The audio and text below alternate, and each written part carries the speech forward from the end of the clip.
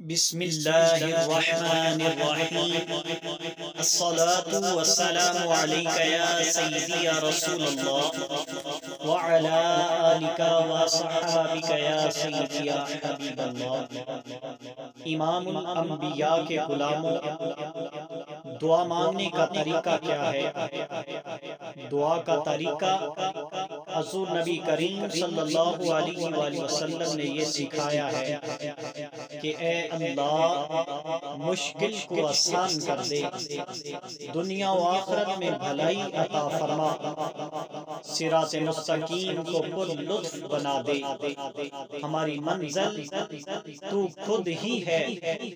نفس پر قابو پانے کی وجہ سے دوزخ بھی مومن کے لیے جنت نظر آتی ہے۔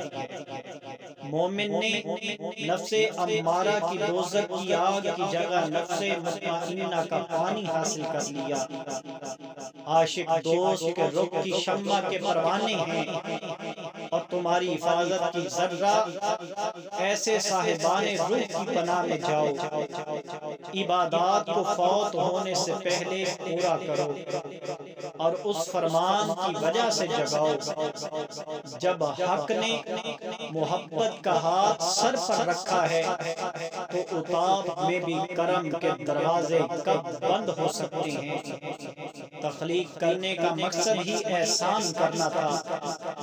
مولانا محمد جلال الدین رومی رحمۃ اللہ علیہ بیان کرتے ہیں کہ دعا کا صحیح طریقہ ہمیں حضور نبی کریم صلی اللہ علیہ وآلہ وسلم نے سکھایا ہے، اور اگر ہم اسی طریقہ کے مطابق دعا مانگیں تو یقیناً بارگاہ عزتی میں وہ دعا قبول ہوگی، اور جو لوگ اپنے نفوس پر غلبہ پا لیتے ہیں ان کے لیے دوزخ بھی جنت بن جاتی ہے۔